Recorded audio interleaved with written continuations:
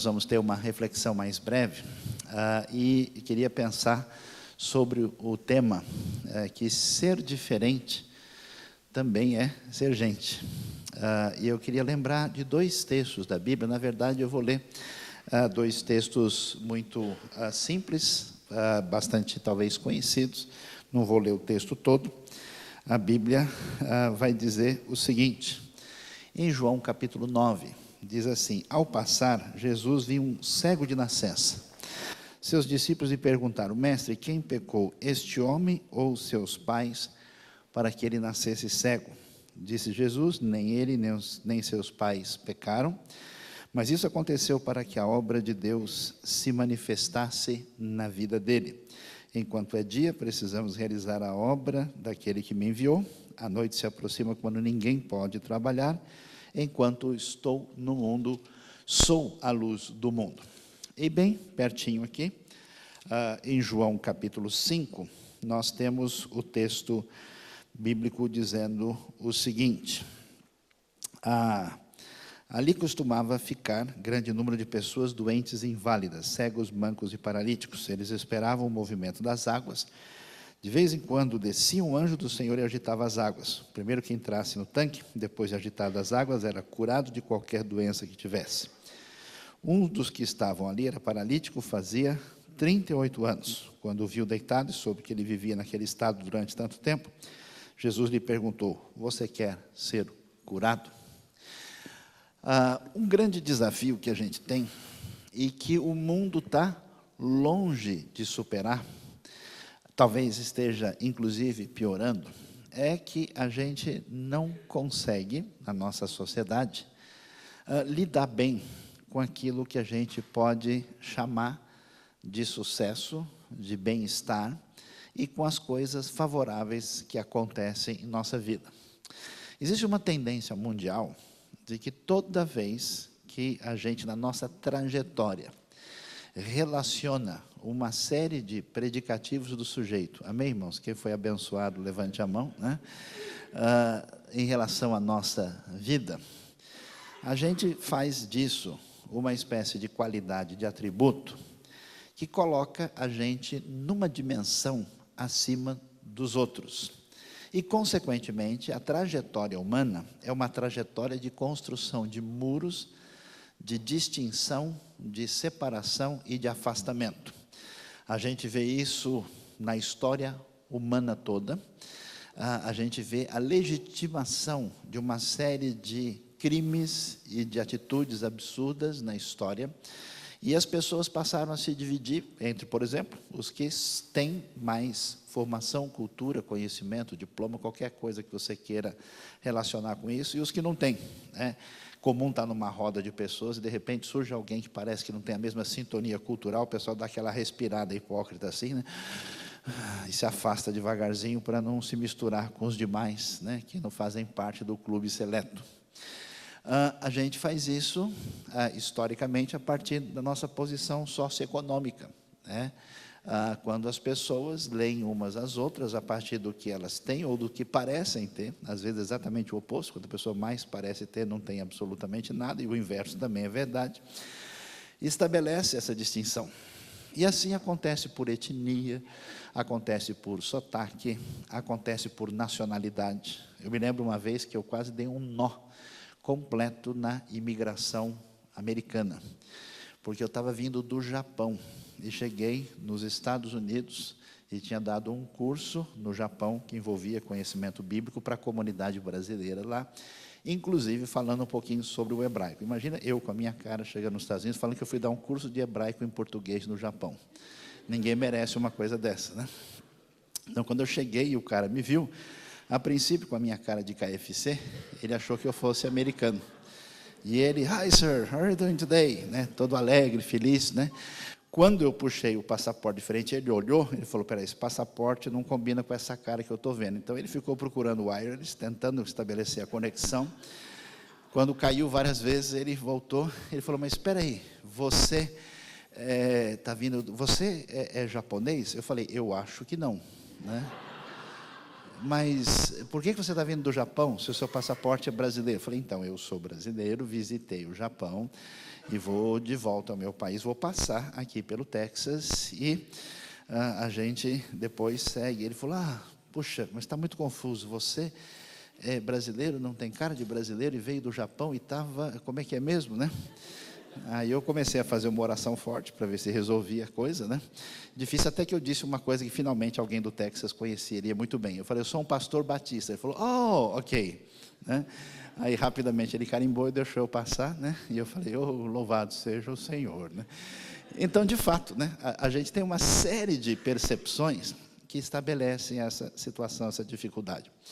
O mundo de hoje é um mundo de fronteiras mais bem definidas, numa época de insegurança, numa época de uma série de elementos que faz com que a gente tenha uma série de leituras que nos distanciam daquilo que é a proposta da Escritura.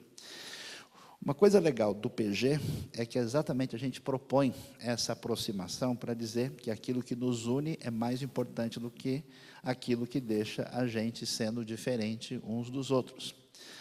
E é interessante, se é uma coisa que eu acho espetacular e que eu tiro o chapéu e me amarro como pessoa comum, é na pessoa de Jesus. Que Jesus é simplesmente o máximo. O que Jesus faz? Jesus não tem nenhuma neura, nenhum problema de trocar ideia, de conversar com um sujeito rico. Venha um rico conversar com Jesus, diz, seu opressor, maldito, dominador dos pobres, sai daqui. Não, ele trata o rico de boa, ele conversa com ele e trata, até interessante quando Jesus encontra o jovem rico, ele diz, o texto diz que ele o amou. Jesus conversa com gente que é especialista, os PhDs na época. Vai o Nicodemos encontrar com Jesus de noite, Jesus vai lá, conversa, explica, detalha tudo. Vai dizer, não, Nicodemos, você é do grupo dos fariseus, aqueles hipócritas miseráveis, ruas, sumo daqui. Ele não faz isso. Aliás, ele foi até jantar na casa de um fariseu. Eu conheço crente que é tão contemporâneo que ele jamais jantaria com um fariseu. Jesus não tem esse tipo de problema. Esse Jesus que faz isso é o mesmo Jesus que assusta o próprio povo do qual ele faz parte, que é o povo judeu, porque ele, por exemplo, resolve curar um filho de um oficial romano. O oficial romano domina militarmente Israel, é opressor, maltrata os povos dominados. E o que se esperaria? Que alguém agisse com muita dureza e muita atitude de confrontação. Você esperaria que o Messias mandasse fogo sobre os romanos. Jesus cura. Alguém pensaria, puxa, mas como é que esse cara é o Messias se ele está ajudando os nossos inimigos? Jesus não tem problema nenhum. Jesus escandaliza as pessoas deixando uma mulher que não é uma mulher de boa fama, pegar literalmente nos pés dele, beijar os pés, derramar um perfume, isso no meio de uma reunião que seria mais ou menos um curso de teologia da época. Jesus assusta os discípulos quando eles voltam, que eles foram comprar comida na cidade, conversando com uma mulher, e uma mulher com a camisa do time errado. Ela estava com a camisa da Argentina, escrito Messi na frente, Maradona atrás. Era uma samaritana, só para você entender a força disso. E Jesus impressiona tanto, que esse Jesus que conversa com os mestres poderosos, os importantes, os ricos, é o Jesus que atende a multidão, gente necessitada, gente pobre, gente que não tem condição absolutamente nada, e ele ainda impressiona ao máximo quando as crianças querem sair correndo e pular no colo de Jesus. E a criança só vai querer ficar perto de Jesus se Jesus é legal com as crianças. E a criança, quando a pessoa tem uma cara estranha, o que é que vocês estão olhando aí, né? A criança não chega perto desse indivíduo. E os discípulos têm que tirar as crianças do caminho. Então, Jesus é da hora. O mundo de hoje fala tanto, né, de inclusão, nunca vi ninguém mais capaz de fazer isso. Quando a gente olha esses dois textos, eles são muito interessantes para a gente e trazem uma luz muito boa para a nossa sociedade, que no discurso pretende ser próxima, inclusiva, mas na prática apresenta uma realidade muito distinta e diferente. A gente vai ver a história de um homem que tinha nascido com uma situação diferente que o deixava em condição desprivilegiada na sua época, na sua sociedade. Ele tinha nascido cego de nascença. E a pergunta que se levanta, isso é interessante, a gente vai encontrar isso, né? E esse é o grande problema dos ambientes religiosos. Quando a gente vai se reunir com as pessoas, quando a gente vai tentar ajudar as pessoas, a gente pensa, será que essa pessoa é suficientemente digna? Será que as coisas que deram errado na vida dela não são culpa dela? Você não passou por essa experiência? Você está convivendo com uma pessoa, a pessoa pisa na bola e fala, também, só faz burrada, só pode dar nisso, né? O nosso coeficiente de misericórdia consome assim 3 quilômetros por litro. Andou assim uns 50 quilômetros com a pessoa, já fala, não, isso aí já não tem mais o que fazer. É interessante que a pergunta diante de um cego de nascença é, de quem é a culpa? Será que a culpa é dele? Quem é que precisa? Veja que coisa doida. Tem alguém com um problema físico real? Em vez das pessoas pensarem, tipo, será que o indivíduo tem muita dor, muita dificuldade? Existe algum jeito de ajudar essa pessoa? Existe uma maneira de fazer diferença? Não, a gente pergunta se o cara está assim, qual foi a burrada que ele fez? Qual foi a bobagem que ele aprontou? E eu conheço alguns, né, que ainda falam assim, bem feito, eu sabia que isso ia acontecer. Amém, pessoal? Quem foi abençoado, levante a mão. Né? Eu estava orando por ele, né? Torcendo para que ele aprendesse a lição. E é interessante, e o pessoal vai tão longe, que eles chegam e dizem o seguinte, aliás, se não for culpa dele, é culpa de alguém. O povo neurótico, povo doido, de pedra. Porque se não acham a culpa nele, não conseguir pôr, o cara nasceu cego, nasceu, puxa vida. Então, como é que a gente faz? Se não dá para pôr a culpa aqui, vamos botar a culpa para trás. Né, que é a própria ideia do karma religioso, alguém deve ter aprontado lá atrás, o cara já está ruim, ainda dá um jeito de falar que ele é culpado. Então, deve ser culpa dos pais dele. Jesus, na hora, diz, pessoal, vocês estão falando abobrinha. Não tem nada a ver. A gente não lida com as pessoas que têm uma dificuldade específica, que têm alguma situação de desvantagem na sociedade, que tem uma situação como a gente hoje à tarde, daqui a pouco vai ouvir um pouquinho mais, uma situação de autismo, ou qualquer outra circunstância específica, a gente não lida com essa proposta sem sentido, que é tentar explicar o que você não sabe. Não vale a pena explicar o que a gente não sabe. E não vale a pena ser refém de uma espiritualidade adoecida, que quando a gente vê o problema, a nossa situação interna, que não está legal com Deus, em vez de encontrar um caminho de bênção, encontra um caminho de culpa. E assusta a gente, porque esse ambiente religioso, que muita gente imagina que é exclusividade dos líderes religiosos da época de Jesus, mas não é. É um problema que reside dentro da gente, é um mecanismo de defesa, de proteção perigoso, que é a raiz do comportamento religioso adoecido e problemático, traz uma espécie, do texto de João 5, traz uma ideia muito clara, o que isso causa nas pessoas.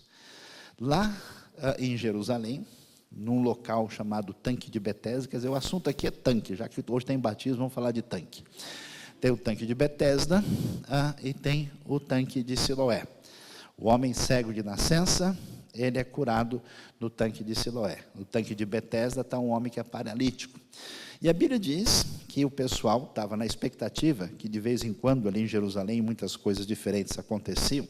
Um anjo tocasse as águas e eles então fossem lançados ali, por causa dessa fé e pela misericórdia de Deus poderiam ser curados. E veja que estava um sujeito ali aleijado e que estava esperando o paralítico durante 38 anos. O que me surpreende, me chama a atenção, é que ele está lá e ele diz assim, eu estou aqui há 38 anos e nunca achei ninguém que pelo menos me desse um empurrão. Aquilo que vocês, que são culpados, malvados, já fizeram em vários acampamentos evangélicos, de empurrar os outros na piscina, ele estava pedindo que vocês estivessem lá, na época, para poder lançá-lo e ele pudesse ser, de alguma maneira, abençoado e contemplado.